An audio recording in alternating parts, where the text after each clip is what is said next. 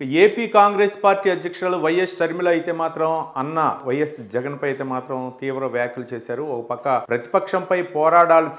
ప్రతిపక్షంగా ఉండి పోరాడాల్సినటువంటి వైఎస్ జగన్మోహన్ రెడ్డి నాకు ప్రతిపక్ష హోదా ఇస్తానంటేనే అసెంబ్లీకి పోతానంటాం, అది సిగ్గుచేటని చెప్పేసి షర్మిల అయితే మాత్రం అన్న జగన్పై అయితే మాత్రం తీవ్ర విమర్శలు గుప్పిస్తుంది.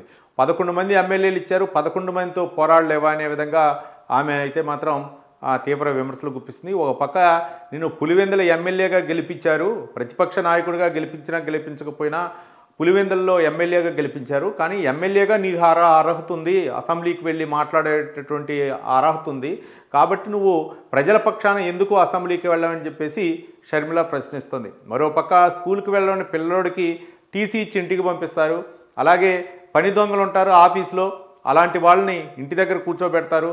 మరోపక్క నీలాంటి వాళ్ళని గనక అసెంబ్లీకి వెళ్ళకపోతే నిన్ను గెలిపించి ఓట్లు వేసినారు కాబట్టి నువ్వు అసెంబ్లీకి వెళ్ళి మాట్లాడకపోతే మాత్రం నువ్వు కూడా అసెంబ్లీకి ఎమ్మెల్యే పదవికి అయితే మాత్రం రాజీనామా చేయాలని చెప్పేసి షర్మిల అయితే ప్రశ్నిస్తోంది.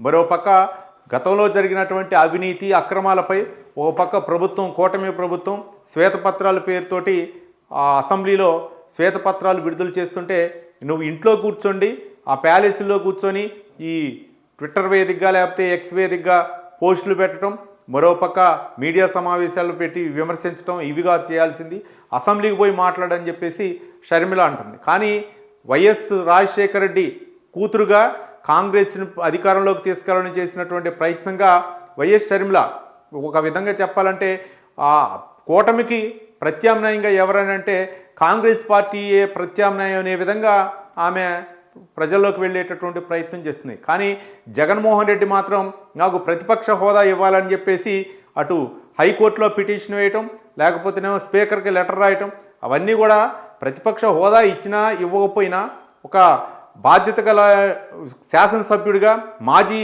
ముఖ్యమంత్రిగా నువ్వు పోయి మాట్లాడాలని చెప్పేసి షర్మిల చెప్తుంది. కానీ ఇవన్నీ కూడా ఏమీ పట్టకుండా నేను గతంలో 151 శాసనసభ్యులు కలిగినటువంటి వ్యక్తిని ముఖ్యమంత్రిగా వాళ్ళని తీవ్రంగా విమర్శించినోడిని, ఇప్పుడు నాకు పట్టుమని 11 మంది శాసనసభ్యులు ఉన్నారు, వీళ్లతోటి నేను ఏ విధంగా పోరాడతానని చెప్పేసి గత ఓడిపోయినటువంటి శాసనసభ్యులు, ఓడిపోయినటువంటి పార్లమెంటు మెంబర్లు వీళ్ళందరితో సమావేశంలో నువ్వు మాట్లాడినటువంటి అంశం జగన్మోహన్ రెడ్డి. కానీ ఇప్పుడు షర్మిల ప్రశ్నిస్తుంది, నువ్వు ఒక శాసనసభ్యుడిగా, పులివెందుల శాసనసభ్యుడిగా, మాజీ ముఖ్యమంత్రిగా అధికార పక్షం ఏదైనా మాట్లాడుతుంటే అది తప్పు, మా హయాంలో ఈ నిర్ణయాలు తీసుకున్నాం, దానివల్ల ఇన్ని కోట్ల లాభం జరిగింది, లేకపోతే అధికారులు తప్పిదారుల వల్ల ఇది ఈ విధంగా జరిగిందని నువ్వు వివరించే ప్రయత్నం చేయాలని చెప్పేసి షర్మిల ప్రశ్నిస్తోంది. అదే మమ్మల్ని కనుక ఒక్క సీటు గెలిపించినా మేము పోయి అసెంబ్లీలో మాట్లాడేవాళ్ళం, దీనికేదో 10 మంది 20 మంది అట్లా అవసరం లేదు. గతంలో ఉమ్మడి ఆంధ్రప్రదేశ్లో ఉన్నప్పుడు కూడా 294 శాసనసభ్యులు కలిగినటువంటి శాసన స్థానాలు కలిగినటువంటి ఆంధ్రప్రదేశ్లో కాంగ్రెస్ పార్టీకి 23 శాసనసభ స్థానాలు వచ్చాయి. అప్పుడు సిఎల్పి లీడర్గా ఖైరతాబాద్ ఎమ్మెల్యే పి జనార్దన్ రెడ్డి అప్పుడు ప్రభుత్వంపై, ఇప్పుడు తెలుగుదేశం ప్రభుత్వంపై పోరాడి 74-75 స్థానాలు సంపాదించిన తర్వాత సిఎల్పి నాయకుడిగా మళ్ళీ వైఎస్ రాజశేఖర రెడ్డి వచ్చారు, పాదయాత్ర చేసి అధికారంలోకి వచ్చింది. అట్లనే 11 మంది కావచ్చు, 5 కావచ్చు, లేకపోతే 4 శాసనసభ్యులే కావచ్చు, పోరాడాల్సినటువంటి బాధ్యత నీ మీద ఉంది. కానీ నువ్వు చేసేటటువంటి పనులేంటి తప్పిదాలు, ఒక ప్రతిపక్ష నాయకుడికి అర్హతగా లేకపోయినా సరే నిన్ను పులివెందుల శాసనసభ స్థానం నుంచి గెలిపించారు కాబట్టి నువ్వు అడగాల్సినటువంటి అర్హత నీకుంది, కానీ నాకు ప్రతిపక్ష హోదా ఇస్తేనే నేను అడుగుతానంటాం, అది కరెక్ట్ కాదని చెప్పేసి షర్మిల అయితే మాత్రం కౌంటర్ ఇస్తుంది. కానీ దీనిపై స్పందిస్తారా జగన్మోహన్ రెడ్డి, స్పందించడం అనేది మనం వేచి చూడాలా.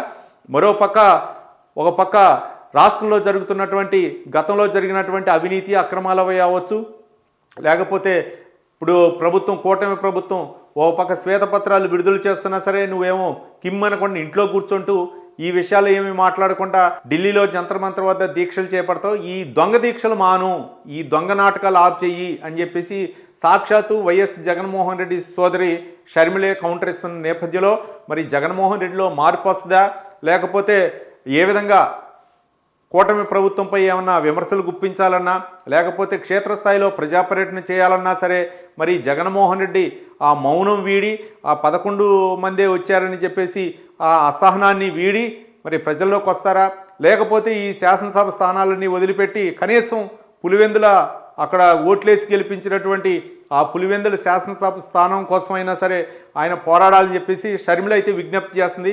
మరి ఆమె విజ్ఞప్తిని విని బయటకు వచ్చి జగన్మోహన్ రెడ్డి మాట్లాడతారా, లేకపోతే అధికార పక్షాన్ని విమర్శిస్తారా, లేకపోతే అధికార పక్షంపై పోరాటం ఏ విధంగా చేస్తారో మనం చూడాలా, లేకపోతే నాకు ప్రతిపక్ష హోదా ఇస్తానే హైకోర్టులో పిటిషన్ వేసాం కాబట్టి హైకోర్టు నాకు ప్రతిపక్ష హోదా ఇస్తానని నేను ప్రజల పక్షాన పోరాడతానో మనం వేచి చూడాలి.